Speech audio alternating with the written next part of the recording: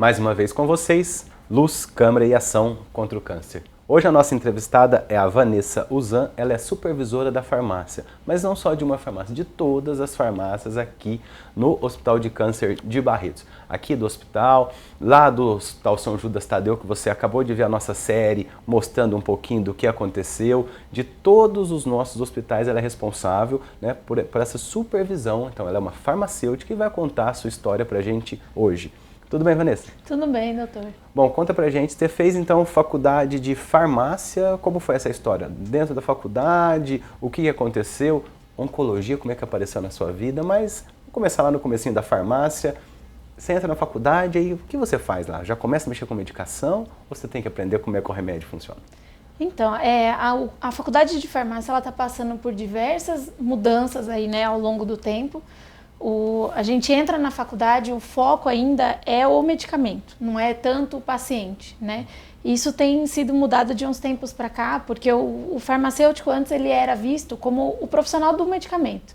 E isso trouxe uma indignação, Ele tinha que ficar só lá na farmácia, trancado, quietinho. Exatamente, cuidando do armazenamento, do recebimento do medicamento. Mas isso foi mudando ao longo do tempo, né? E foi se exigindo aí o farmacêutico mais participativo na equipe multiprofissional. Então, na faculdade ainda, na faculdade que eu fiz, ainda o foco era muito o medicamento. Mas eu fui buscando fazer estágios em hospitais, em São Paulo, né? E foi quando eu conheci a oncologia.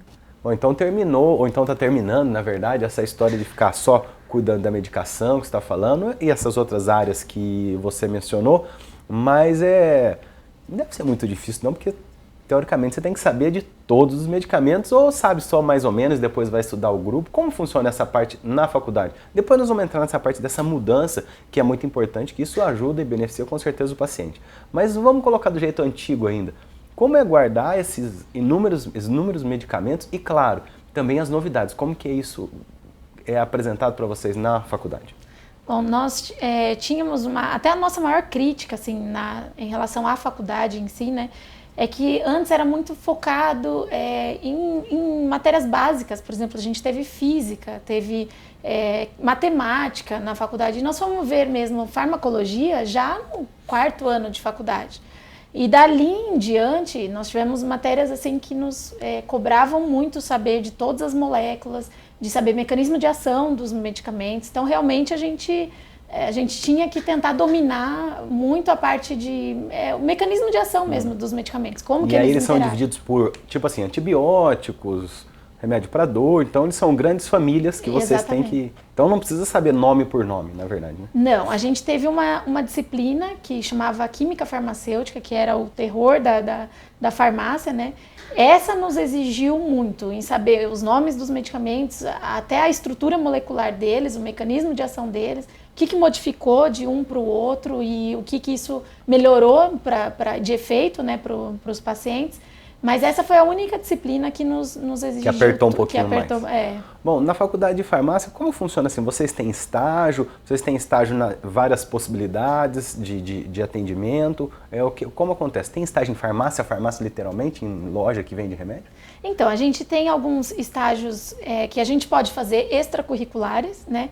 O meu sempre foi voltado para o hospital, era uma coisa que eu sempre quis. Então, desde o 1º ano eu fazia estágios em hospitais, extracurricular, mas nos últimos anos de faculdade a gente tinha o estágio curricular e obrigatoriamente a gente tinha que fazer ou numa indústria farmacêutica, que eram os últimos 6 meses, né, de faculdade, ou numa indústria farmacêutica, ou no hospital, ou num laboratório de análises clínicas. Na farmácia mesmo em si era opcional. A gente tem a farmácia da faculdade, que era a farmácia escola, e lá os alunos poderiam fazer estágios, mas era opcional. Eu fiz estágio numa farmácia de manipulação, mais para eu conhecer também. Porque hoje já tem uma lei que obriga, né, toda farmácia a ter um farmacêutico também para orientar, na verdade, para o balconista não virar o farmacêutico, né? Também, essa briga existiu bastante também na profissão, né? Existiu. E a grade curricular da farmácia, ela mudou. Na minha faculdade, eu fui a última turma que hoje eles chamam farmacêutico de generalista. Ele sai, então, da faculdade apto, assim, conhece um pouquinho de tudo. Então, esse farmacêutico, ele tinha, assim, um estágio curricular em farmácia. O meu já não era assim. Então, no final no 4º ano, a gente escolhia para qual área a gente queria seguir, ou para a área de alimentos, ou fármacos e medicamentos, ou para a área de análises clínicas. A área de alimentos? Qual é a área de alimentos na parte farmacêutica? Por exemplo, controle de qualidade de indústrias de alimentos. Então, essas diversas indústrias de alimentos, elas têm o farmacêutico lá dentro para fazer, por exemplo, uma área que é muito visada é o controle de qualidade, né? Mas essa área também está sendo muito perdida por outros profissionais, como o engenheiro de alimentos, por exemplo, né? Então, o farmacêutico tem perdido um pouco o campo aí para o engenheiro. E esses seus estágios hospitalares, mesmo antes da hora, né, que você começou anteriormente, em quais hospitais você fez? Você se identificou com algum? Por que você se identificou com determinada situação? Bom, eu fiz no Hospital Universitário da USP, em São Paulo, no Hospital das Clínicas, em São Paulo também, e num hospital particular em Araraquara, né? O que eu mais me identifiquei, assim, foi o Hospital Universitário, que foi onde eu conheci um serviço novo, né? Que hoje está muito difundido já, que é a farmácia clínica. Lá eles têm isso bem estruturado. Nós vamos falar um pouco mais para frente, vocês vão descobrir o que é a farmácia clínica. Eu também ainda não sei, eu só tive uma leve noção, mas vocês vão descobrir também. E lá isso está bem estruturado, então foi onde eu aprendi o que é farmácia clínica, né? E o hospital, esse particular em Araraquara, que foi onde eu conheci a oncologia. Então, esse hospital, assim, para mim foi essencial, assim, na parte de experiência e na área de oncologia. E como você chegou no hospital, você já tinha alguma experiência, como você disse anteriormente, chegou, não, esse é um hospital, mas agora você vai ficar na oncologia. Que imagem que veio na sua cabeça quando você recebeu a primeira vez essa notícia? Uma pessoa sofrendo, uma pessoa careca, uma pessoa com dor, o que apareceu? Ou você já tinha algum contato com oncologia, algum parente, algum amigo, alguma coisa, ou não? Sim, eu tinha perdido já uma tia, né, na família com câncer de mama. E o câncer era uma coisa que eu tinha em mim, assim, eu gostaria muito de ajudar de alguma forma isso, né? Então, desde a faculdade, quando eu fiz iniciação científica também, eu procurei a linha de pesquisa que era a busca de novas drogas antitumorais. Então, eu fui fazer minha iniciação científica, fiz 4 anos de iniciação científica voltada para essa área. E aí, o que me incentivou, então, a trabalhar na quimioterapia, né, foi o fato de eu ter perdido minha tia. E quando eu perdi minha tia, eu não entendia muito bem o que era, então não pude ajudar tão na parte profissional, né? Eu era muito recente ainda na farmácia. E foi isso que me incentivou. Então, a hora que falou que você ia para o hospital de oncologia, você falou, opa, estou começando a trilhar meu caminho. Sim, exatamente.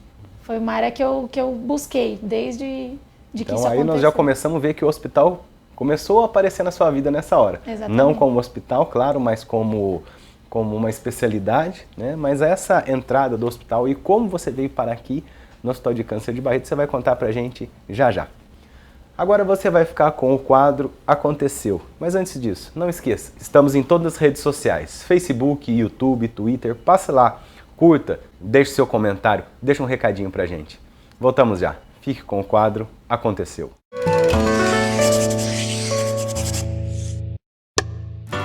No sábado, dia 12 de abril, o Hospital de Câncer de Barretos realizou mais um grande projeto, Meus Filhos, Meu Trabalho.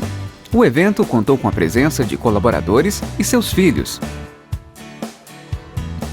Durante toda a visita, pais e filhos passaram por estações onde receberam instruções sobre a importância da atividade física, alimentação saudável, uso de EPIs no local de trabalho, exames preventivos, cuidados com a saúde bucal, tabagismo e ciência. A ação é mais uma prática do hospital que procura valorizar e humanizar o trabalho de seus colaboradores.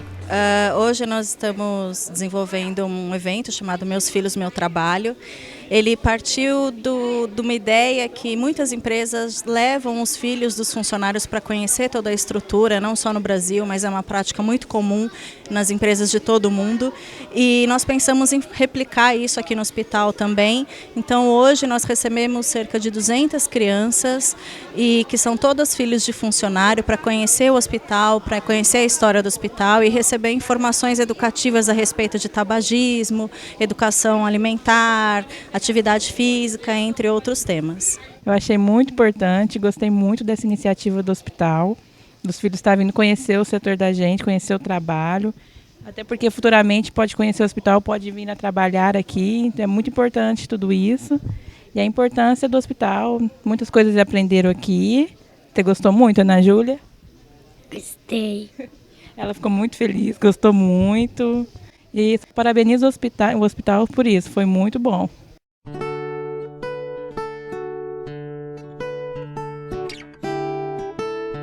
Estou acompanhando meu pai, José Zampieri, há 114 dias. Você acorda todos os dias com um canto de pássaros, é impressionante. O hospital não parece um hospital, parece a nossa casa. Que não dá nem vontade de ir embora, sabe? Não pela doença que eu tenho, né? Que ela vai indo, ela vai sarando, vai melhorando. Nossa amizade com enfermeiros, doutor, parece que é da família. A esperança é a melhor possível.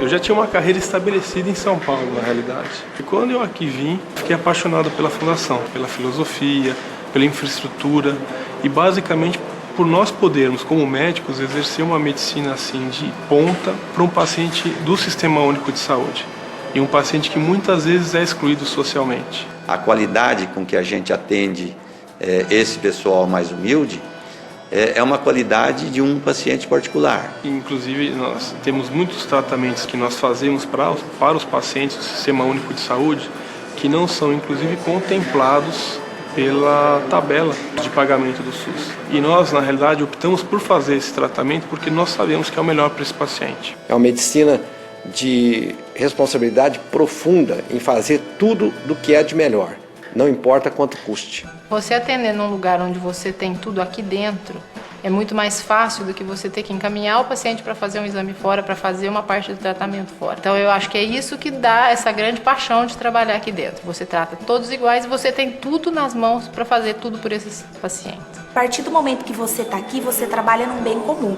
Então todo mundo fala a mesma língua. Um lugar que você está exclusivo porque você pode se dedicar só a isso aqui. Não preciso sair correndo daqui para dar um plantão ali, para trabalhar em outro lugar, ou para atender uma clínica. A gente sente que isso tem um comprometimento maior. Esse comprometimento que eu acho que é a chave do sucesso do hospital. Não somos só uma instituição assistencial, somos uma instituição assistencial, de ensino e de pesquisa. O Instituto de Ensino e Pesquisa dentro do Hospital de Câncer de Barretos, ele foi criado de um desejo antigo do Dr. Paulo Prata de juntar assistência, ensino e pesquisa. Nós temos uma residência médica, nós temos uma pós-graduação, o que permite que a gente forme pesquisadores e dê título de pesquisadores aqui mesmo pela Fundação Pio XII. O IRCAD é um centro de pesquisa e, sobretudo, de formação. Os cursos ministrados no IRCAD francês, ou mesmo no IRCAD de Taiwan, que foi a primeira filial do IRCAD, tem uma lista de espera de 1 a 2 anos. Aqui vai ter a possibilidade de acolhê-lo de imediato. A gente vai ter uma excelência, uma qualidade que é a mesma do centro francês. Meu pai tinha 5 filhos e todo o dinheiro da família ele só punha para bancar o déficit do hospital. E o hospital ficou insolvente, incapaz de pagar todas as despesas e nós íamos fechar. Esse médico me chamou para mim ver uma sala de curativo, que ele queria transformar a sala de curativo em uma sala de cirurgia. Falei, Henrique, bota um foco naquela sala lá, porque nós vamos conseguir operar mais pessoas e muito mais pessoas vão se beneficiar disso. Se você fizer esse gesto aqui, você salva mais vida do que eu como médico, do que seu pai como médico. Bem no dia que eu tinha determinado fechar o hospital, me provando que eu como leigo podia salvar mais vida que ele. Então a ideia de fechar o hospital pelo menos parou. Essa pessoa conseguiu me pôr uma sentença na cabeça de que eu também tinha vocação de poder salvar vidas. Essa mesma ideia para tantos leigos que são felizes de saber que pelo esforço que eles têm de ajudar a arrumar recursos, eles também tenham certeza que eles estão salvando vidas. A campanha do cofrinho, eu era voluntária, que eu colocava os cofrinhos, eu ia lá e recolhia. E a gente abraçou a causa com muito orgulho e a gente sabe que esse hospital precisa, né?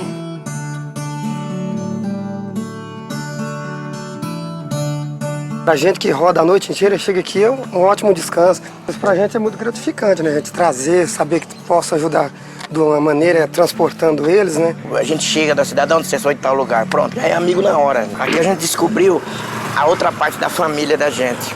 Aqui nós temos mais uma família nossa.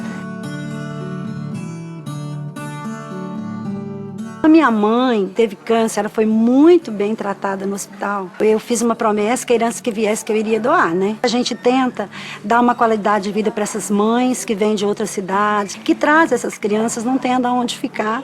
Certo que a parte psicológica, isso cabe ao hospital, né?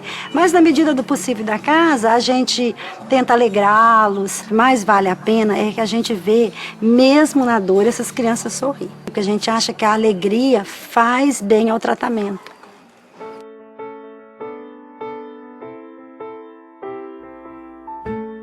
Não é só o tratamento, dar o remédio e tudo mais. Como você lida com o doente, isso é muito importante. Nós tratamos de pacientes de seres humanos, nós não tratamos de mama, de próstata, não.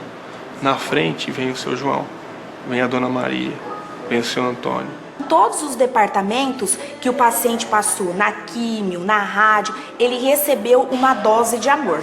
Aqui não é a medicação que cura muito, é o calor humano, tanto dos médicos quanto dos enfermeiros. Então é muito forte essa filosofia de se tratar as pessoas em primeiro lugar por amor. As pessoas se identificam, os médicos se apaixonam por isso, assim como todas as pessoas que entram do portão da rua para dentro do hospital, elas também têm esse sentimento de que entrar num lugar mágico, num lugar onde que não existe remédio, o remédio é o amor.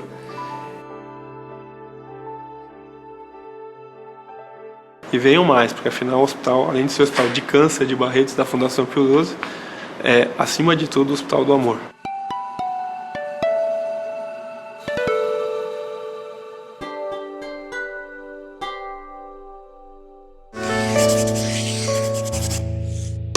Olá, voltamos. Luz, Câmara e Ação contra o Câncer. Hoje a nossa entrevistada é a Vanessa, ela é supervisora das farmácias aqui do Hospital de Câncer de Barretos. Mas não esqueça de acompanhar o nosso programa todas as segundas-feiras às 9 horas da noite e aos domingos com reprise à 1 hora da tarde. Então não esqueça, dê uma passadinha, olhe um pedacinho ou então conheça toda a história da Fundação Pio XII, Hospital de Câncer de Barretos, aqui no nosso programa.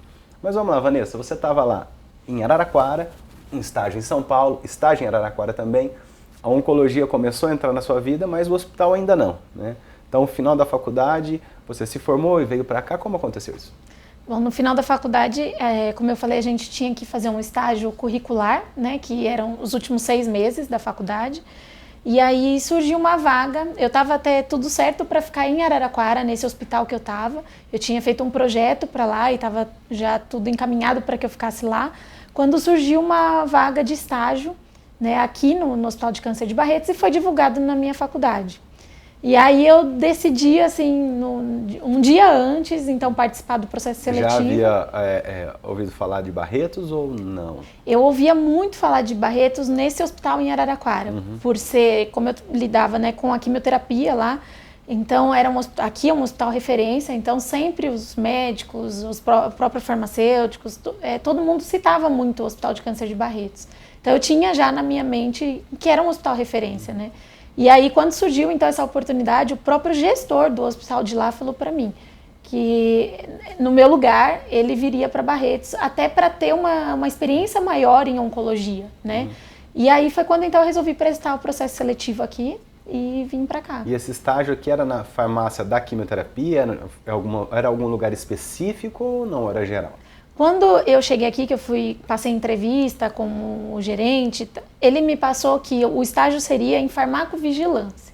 Então seria assim, a gente procurando, avaliando reações adversas, fazendo busca ativa com os pacientes para saber mais reações adversas relacionadas à quimioterapia. Mas, na verdade, foi bem mais amplo do que isso. Um efeito colateral, assim, seria isso? Isso, exatamente. Algum efeito, né, ruim que a quimioterapia traga para o paciente. Mas é um efeito esperado, um efeito normal esperado, né, já pelos medicamentos.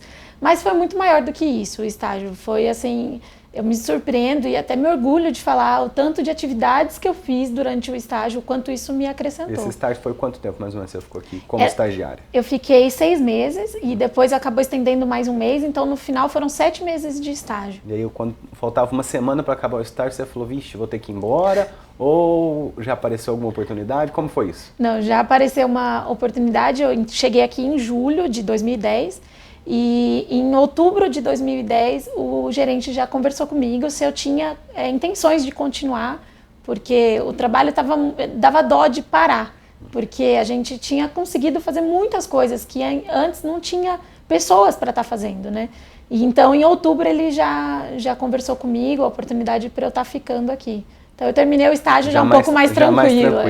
Então, você era uma estagiária quase contratada. Exatamente. Já. E aí, quando você foi contratada definitivamente, depois desses 7 meses, você foi para que área aqui do hospital? Então, foi... Você continuou na mesma área? Não, eu mudei totalmente de área. Aqui, o nosso hospital, ele tem um centro de pesquisa, né, de pesquisa clínica, que ele é considerado centro de excelência por muitas indústrias farmacêuticas. Vocês já conhecem, né, que nós já apresentamos aqui inúmeras vezes, mas vamos apresentar novamente daqui a um tempo só para você não esquecer. E eu sempre tive muita curiosidade na área da pesquisa clínica, né? E aí, quando então eu terminei a faculdade, surgiu uma vaga de farmacêutico na pesquisa clínica e seria o primeiro farmacêutico da pesquisa. Então, eu iria iniciar realmente a farmácia da pesquisa clínica. Então, foi uma dúvida, assim, cruel, né? Para eu decidir ficar onde eu estava. Vou começar uma coisa nova sem saber se vai dar certo. Exatamente. Mas, assim, eu tive a oportunidade de decidir o que eu gostaria, onde eu gostaria de ficar, e eu achei que na pesquisa clínica eu teria um ganho muito maior em conhecimento, em experiência de iniciar um serviço. Você aprendeu que aqui no hospital as coisas novas sempre dão certo. Exatamente. Porque é assim que funciona. É assim que funciona. E foi uma experiência muito boa para mim. Eu, então, iniciei a farmácia da pesquisa clínica, montei toda a farmácia, estruturei em relação ao nosso sistema hospitalar interno, né, informatizado, que antes não tinha na pesquisa clínica. E a farmácia da pesquisa clínica, só para o nosso telespectador entender, o que acontece? Ali são testados, né, medicamentos novos. Uma vez nós temos um programa aqui onde nós falamos que o nosso paciente aqui do hospital que passa por protocolos de pesquisa, claro, todos autorizados, comissão de ética, mas ele tem acesso a medicações que nenhuma outra pessoa, provavelmente no Brasil, tem acesso, então muito poucos lugares. Então você estava organizando essa parte. Exatamente. Eu era responsável por receber esses medicamentos que a gente chamava de produtos investigacionais. São produtos que realmente não são acessíveis para as pessoas. Não posso ir na farmácia para comprar. Não. Nem pedir por telefone, no Disque entregas, não vou conseguir. Não, porque eles ainda estão sendo estudados, né? Eles já provaram uma eficácia e uma segurança, por isso que eles estão sendo estudados, né? Mas são estudos necessários para que eles cheguem até o mercado. E então eu era responsável por receber, por armazenar, por cuidar da temperatura deles, por entregar para os pacientes. Então, isso dá para os pacientes um acesso realmente a medicamentos que amanhã podem estar no mercado num custo elevadíssimo e que, infelizmente, talvez outros pacientes não tenham acesso. E aqui, totalmente de graça. E aqui eles têm acesso totalmente de graça. Bom, então vamos só voltar. Então, a pessoa estava lá, participava desse protocolo, nós já falamos, vamos falar novamente, só para ficar bem claro, que é uma das coisas que o hospital tem um diferencial. Então, as pessoas, elas tinham acesso a uma medicação que não existia. E a segurança para essa pessoa? Claro, tem todas as autorizações, mas tem algum remédio que a gente passa mal, o outro sente o gosto ruim na boca. Esse a gente não tinha nenhuma evidência ainda. Então, sua investigação era a partir daí também, né? A partir daí. E como você explicava isso para o paciente e o paciente te dava um retorno disso? Achava bom, achava ruim, falava não quero participar? Olha, se os pacientes aqui que utilizam medicamentos já comercializados, já estudados, eles são cuidados aqui por uma equipe multiprofissional que está muito ali presente, na pesquisa clínica isso é dobrado. Então, assim, a gente tem um cuidado com esse paciente muito além do normal. Para que qualquer... Muito além do normal aqui do hospital, né? Que já é maior que muitas coisas. É verdade. Lugares. Porque, assim, qualquer sintoma que ele tenha, para nós é importante. Mesmo que para ele seja uma coisinha leve, não esteja incomodando tanto, mas para nós isso é importante, porque isso vai virar bula depois. Então a bula vem a partir desses estudos. Então não tinha nem bula para o paciente ler. Não. Eles têm assim, de relação, tem 3 fases de estudos, né? Então em relação aos estudos anteriores, o que foi visto... Mas a bula ia ser escrita por eles. Exatamente. E eles aceitavam, gostavam, não gostavam? Assim, a sua impressão até... não profissional, mas assim, como pessoa, falava, eu acho que esse daí gostou um pouco mais, esse aí ficou meio assim. Olha, o cuidado, esse é um cuidado que a gente é muito cobrado em relação até a Anvisa, o próprio FDA, é muito cobrado em relação à ciência do paciente. Então, o consentimento dele em participar do estudo, né? Isso tem que ser muito bem esclarecido. Então, os pacientes que estão no estudo é porque eles realmente escolheram isso, ou porque às vezes não tem outra terapia para se oferecer, ou porque muitas vezes essa terapia ela já até se mostrou ser mais benéfica do que a que está no mercado. Então, para eles, o médico olha isso e julga que isso é muito mais benéfico para o paciente. Então, isso é um consentimento, né? Tanto do médico quanto do paciente. Os dois têm que decidir juntos, né? A participação. E aquele que está fugindo, vocês tentam recuperar, porque dá dó você olhar e ver que aquele remédio vai ser melhor, aquela medicação vai ser melhor. Exatamente. E ele não quer participar. Mas, infelizmente, a gente tem que aceitar, né? A gente tem que ser... O nosso papel é orientar e tentar mostrar esse benefício, mas a decisão é do paciente. Na maioria das vezes a decisão é ele fica a favor dessa nova tecnologia. Não, sempre. A maioria das vezes ele fica a favor. Bom, então você entrou nessa nova área, desbravou tudo isso e hoje o seu papel, você coordena todas as farmácias aqui do hospital. Eu voltei, né, para a origem da como farmacêutica de pesquisa clínica. Eu passei para coordenadora de estudos, então eu não cuidava mais só da farmácia, eu comecei a cuidar do estudo em si, do começo ao fim. Né? E dali para frente, assim, isso foi uma experiência muito boa também, eu cresci muito.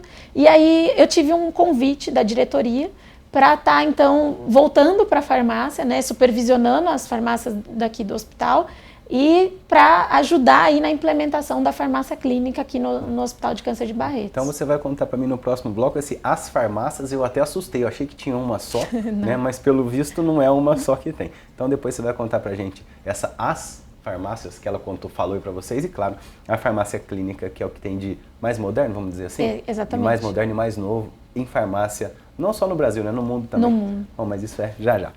Você vai ficar agora com o quadro Conhecendo, mas não esqueça, acesse o nosso site www.hcancerbarretos.com.br. Facebook, Twitter, YouTube, estamos em todas as redes sociais. Passe, dê um clique, comentário, tudo que você quiser e voltamos já.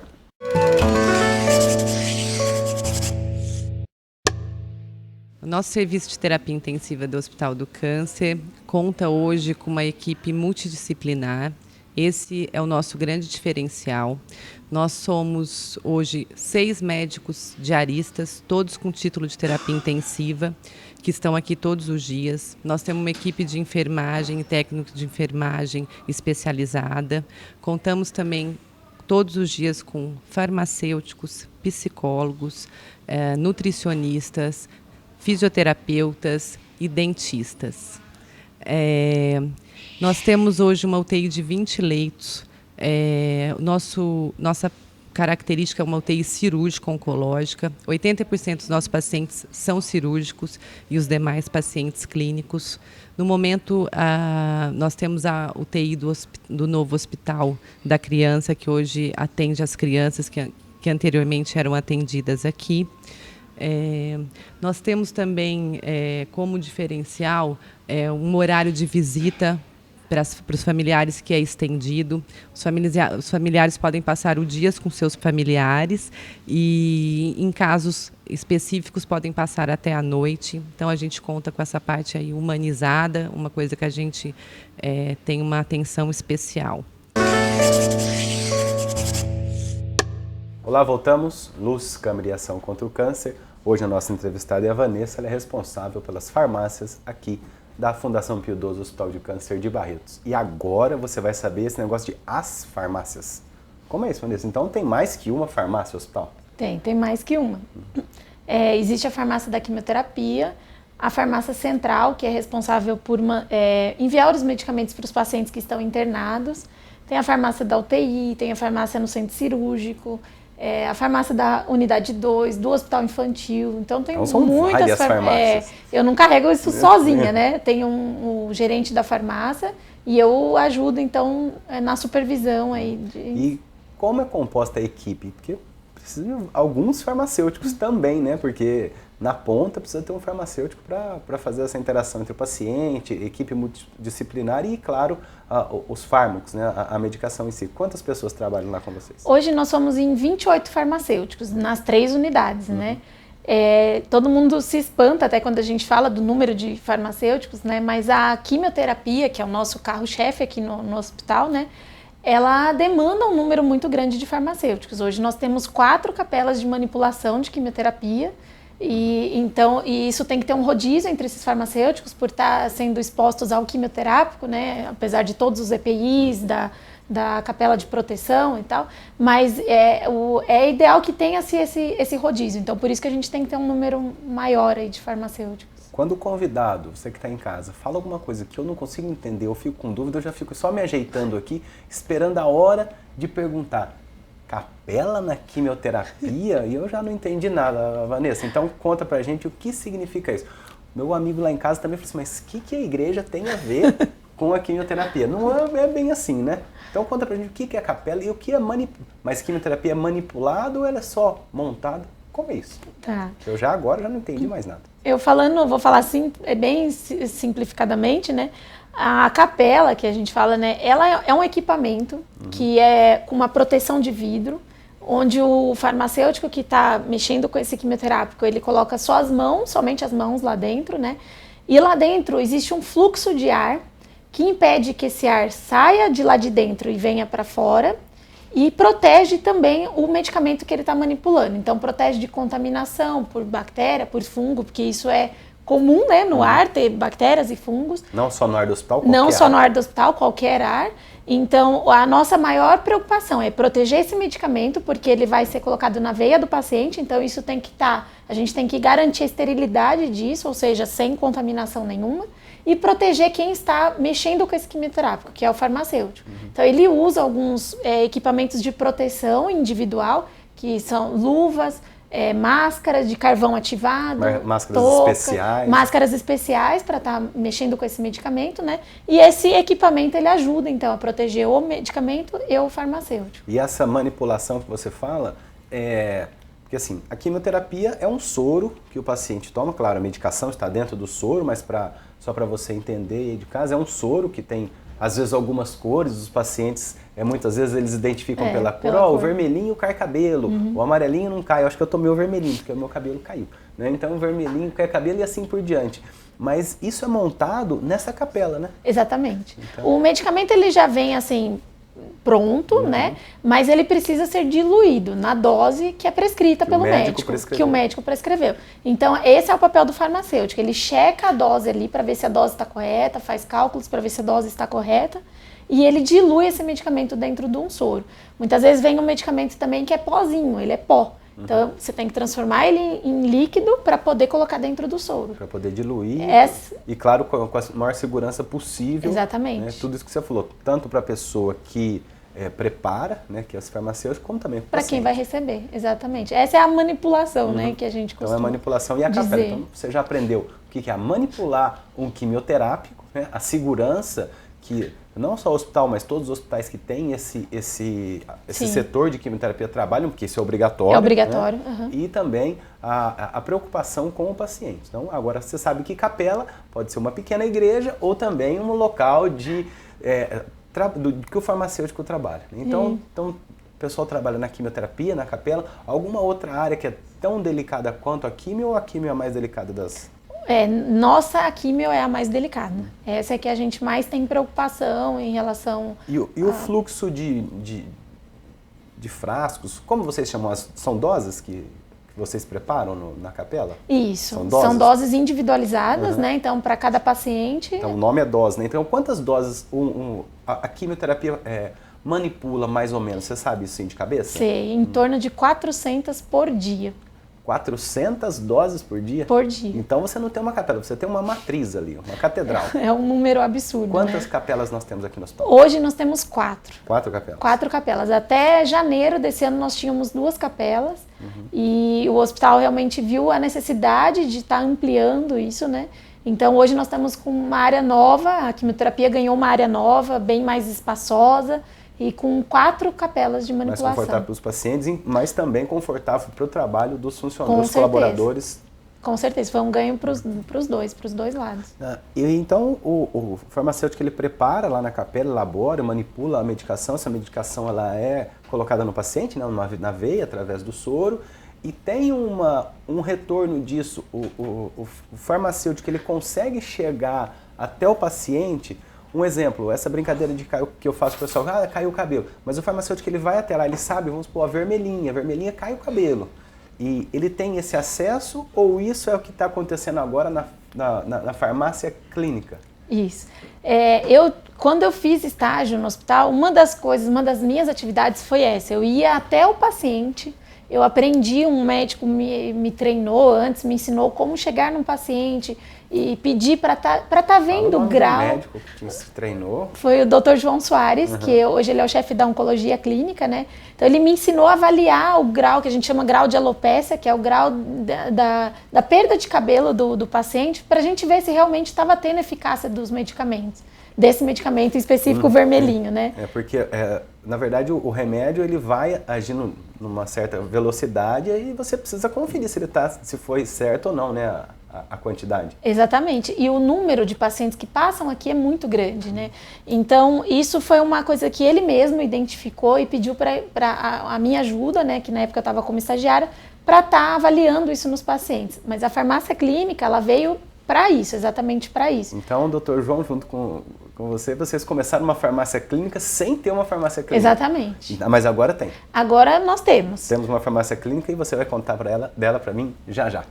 Bom, conversando com a Vanessa, ela é farmacêutica, responsável pelas farmácias aqui da Fundação Pio XII, Hospital de Câncer de Barretos, contando para vocês o que é uma capela, como o farmacêutico ele consegue trabalhar nessa situação em quimioterápico sem, claro, se machucar e dando maior segurança e qualidade para o paciente também. E nós chegamos ao ponto da farmácia clínica. O farmacêutico prepara a medicação, essa medicação é administrada e ele vai até a outra ponta para ver se realmente essa medicação funcionou ou não. Isso tudo é a farmácia clínica que você vai descobrir no nosso próximo bloco. Agora você vai ficar com uma dose de saúde e voltamos já. Mas não esqueça, www.hcancerbarretos.com.br.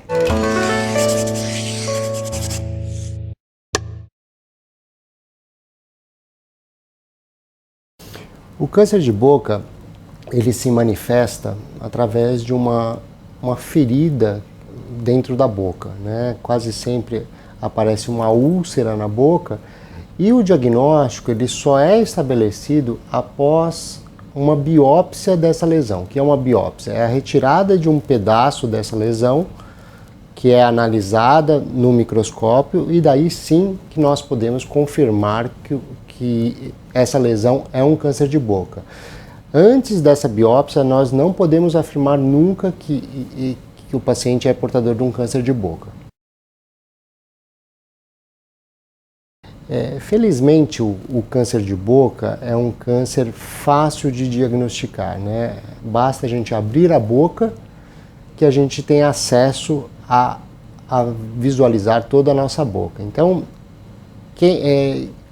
na frente do espelho, você pode, logo após a higiene oral, você abrir a sua boca e examinar todas as regiões da tua boca, debaixo da língua, afastar a mucosa da bochecha e avaliar se há alguma lesão, alguma área dolorida ou alguma ferida que não cicatriza por mais de 15 dias. Qualquer lesão que se perpetua mais do que 15 dias, nós devemos recorrer ao médico e avaliar se essa lesão não pode ser um câncer de boca.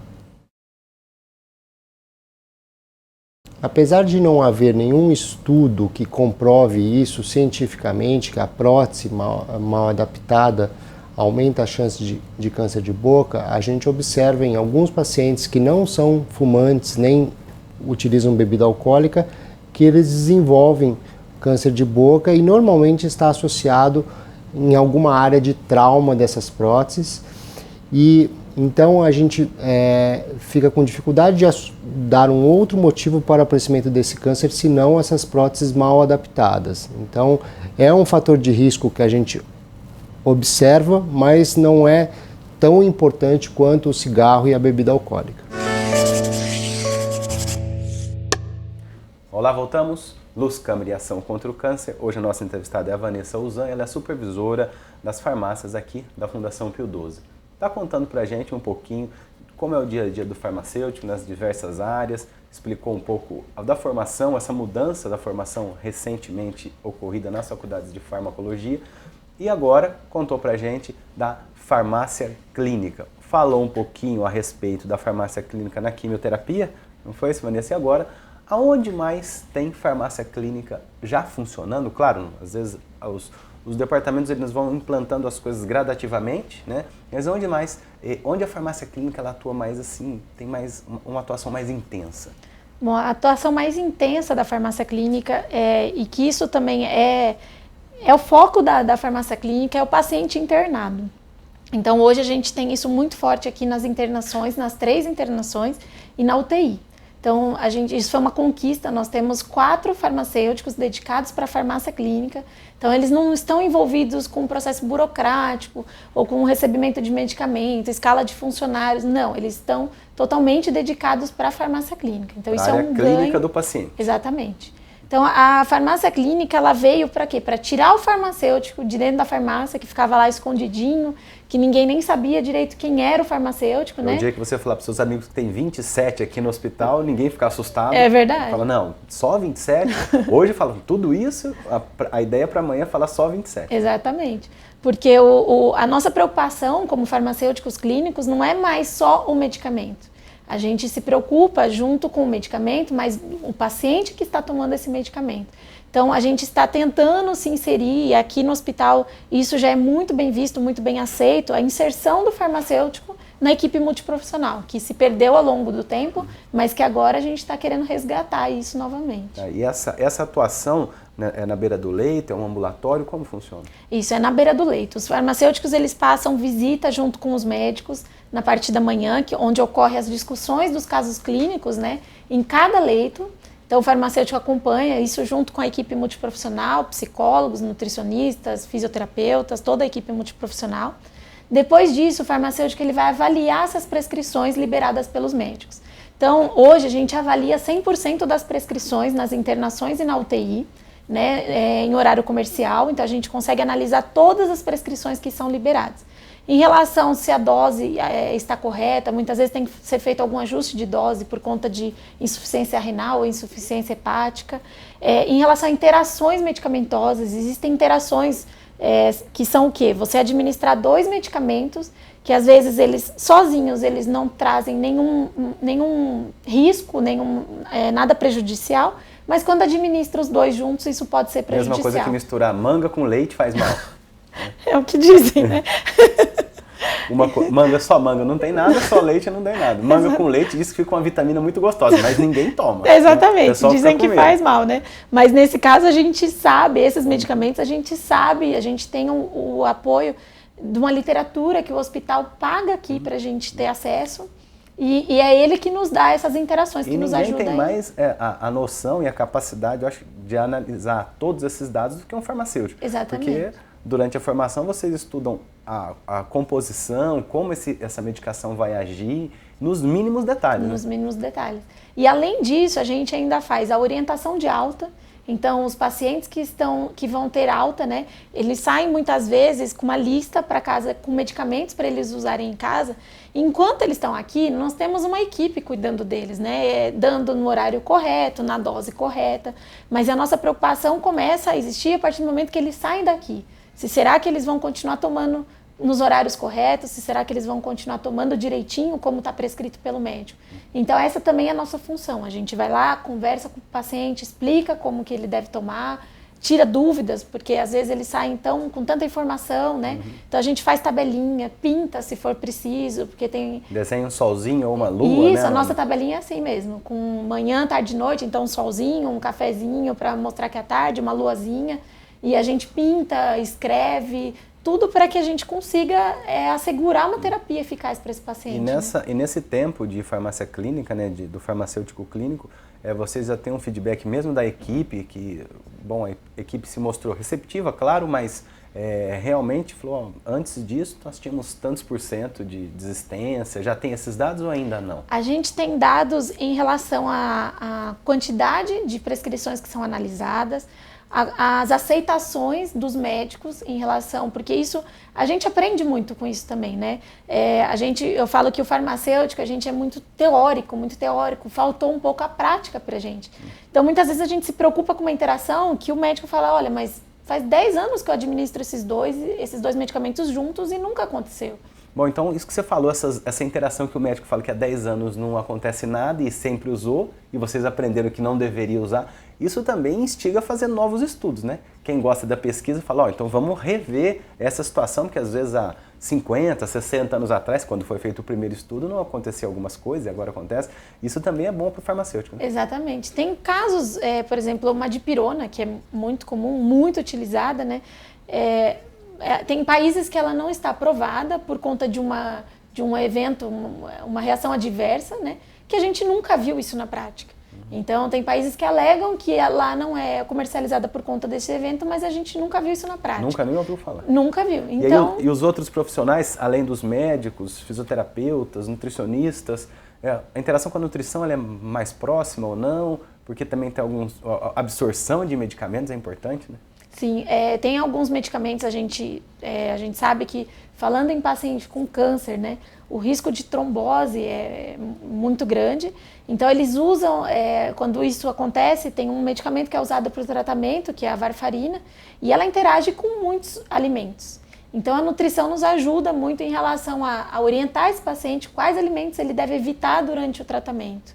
Então, essa interação ela é muito necessária, a equipe multiprofissional, né?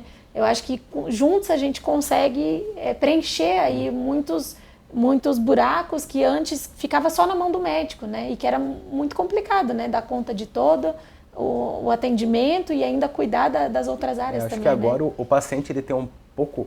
Na verdade, ele tem um pouco mais de informação, mas é informação de maior qualidade, né? Exatamente. Porque se o médico faz uma receita e explica, ele tem que explicar a cirurgia, explicar o que vai acontecer depois, explicar a receita, explicar a alimentação e, claro, todas as outras áreas dessa equipe multiprofissional. Agora não, cada um explica a sua área.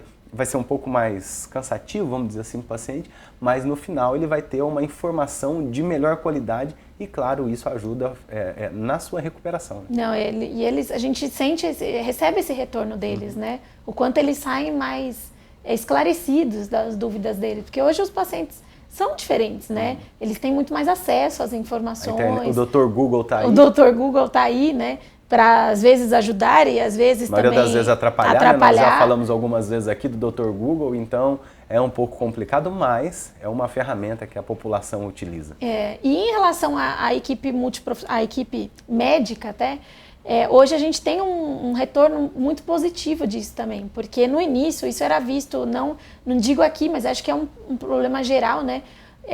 Como assim? Vocês vão estar olhando a minha prescrição, né? Querendo mexer na minha prescrição. Saber se eu fiz certo ou errado. Exatamente. Ninguém gosta de mudança, né? Mas dessa forma. Aqui a gente tem uma abertura muito grande. Os médicos ligam na farmácia. Olha, eu vou prescrever tal medicamento, esse paciente tem insuficiência renal, tem que ajustar alguma dose? Né? Isso é muito legal. Olha, eu estou querendo acrescentar esse medicamento, vai ter alguma interação com a quimioterapia que ele está usando? Então, isso é muito positivo. Eu acho que o paciente só tem a ganhar com isso. No fim dessa história toda, o paciente que está sempre em primeiro lugar. Exatamente. Bom, Vanessa, eu queria agradecer a sua presença. Eu tenho mais algumas informações aqui, conseguiríamos falar com certeza mais 1 hora, provavelmente, né? Então nós vamos deixar para uma próxima vez, vamos convidar novamente a Vanessa, porque tem novos projetos, quimioterapia oral, expandir a farmácia clínica, então ela já vai sair daqui agendada para uma próxima consulta, né? Na verdade, para uma próxima entrevista com vocês. E agora você vai ficar com o quadro Trocando Ciência em Miúdos, mas não esqueça, estamos em todas as redes sociais, Facebook, Twitter, YouTube e também no nosso site www.hcancerbarretos.com.br.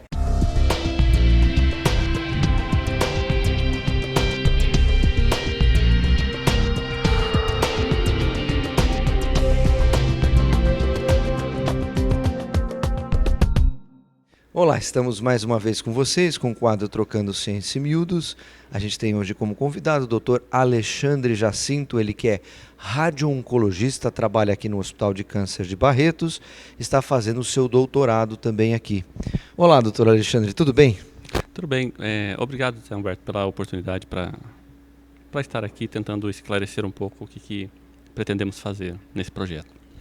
Doutor Alexandre, eu sei que você está fazendo um estudo bastante interessante com pacientes que têm um tumor nessa região da cabeça e do pescoço e você está querendo estudar uma nova forma de terapia, é isso? Mais ou menos isso. Na verdade, o tumor de cabeça e pescoço, os tumores de cabeça e pescoço são muito frequentes para a população brasileira e esses tumores são tratados, a grande maioria deles em algum momento acabam recebendo radioterapia. E a estratégia é utilizar novas tecnologias de radioterapia, mas também acelerar o tratamento de modo que o tratamento possa ser concluído em menos tempo. Vamos tentar utilizar uma proposta de dose que já é utilizada em outros países e que o paciente termine o tratamento em 4 semanas, diferente do que acontece normalmente no Brasil, em que o paciente trata ao longo de 7 semanas. Então, quer dizer então que haveria uma redução do tempo de tratamento, ao invés de quase 2 meses, seria reduzido, cortado pela metade. Isso, o paciente terminaria o tratamento em 1 mês. Isso, se a gente conseguir mostrar que isso é seguro na população brasileira também, a gente consegue, além de oferecer um tratamento mais rápido para o paciente, a gente também otimiza o uso do equipamento, a radioterapia, que não é disponível em todas as cidades e mesmo nas cidades que tem, normalmente existem filas de espera. Seria uma forma de otimizar também o tratamento. 2 perguntas. Esse tratamento hoje já é considerado seguro e se ele dá menos efeitos colaterais do que o tratamento normal? Esse tratamento ele nunca foi comparado com o que nós utilizamos agora. Outras formas de radioterapia acelerada, essa radioterapia mais rápida, já foram comparados e mostram que a toxicidade é similar, alguns um pouco mais tóxicos, outros um pouco menos, mas esse especificamente ele já é usado em vários países, especialmente do Reino Unido, mas ele nunca foi comparado diretamente com esse estudo, com esse padrão que nós utilizamos aqui de 7 semanas. E é por isso que inicialmente a gente vai fazer um estudo de segurança para depois tentar mudar a estratégia, mas aí num estudo comparativo em parceria com a Agência Internacional de Energia Atômica. E vocês já começaram esse estudo ou vai começar? Como é que fase que está? Esse estudo, inicialmente, ele foi elaborado, está pronto e está em fase de submissão ao Comitê de Ética e Pesquisa. Após a análise, se aprovado, a previsão é que inicie, após a aprovação, 1 mês, 2 meses depois. Então estamos em vias de iniciar recrutamento dos pacientes. Doutor Alexandre, muito obrigado. É isso aí, o Hospital de Câncer de Barretos fazendo pesquisa para beneficiar os seus pacientes. Espero vocês na próxima semana. Até lá.